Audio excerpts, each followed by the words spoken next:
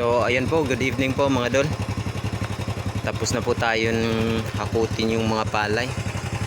Ginabi po talaga tayo. Ayan po. Kasi solo-solo lang po natin hinakot po ito.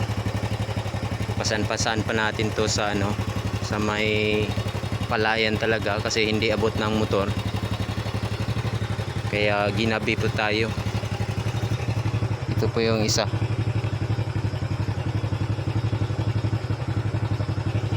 Nasa motor ko pa. So last po natin gagawin dito. Papasok naman po sa bahay ng kapatid ko. So ayan po doon. Hindi pa po talaga tayo totally finish. Meron pa pong natira doon sa palayan. Kaso hindi pa pwede nating hakutin kasi hindi pa yung nagkahatian sa nag-ani ng palay. Kailangan pa yung hatiin. Ang ganda sanang tignan to mga dol kung sa amin na talaga, kaso hindi po ito talaga mapupunta sa amin lahat kasi yung mahigit kalahati ng buong lupa na sinasaka namin hindi po sa amin.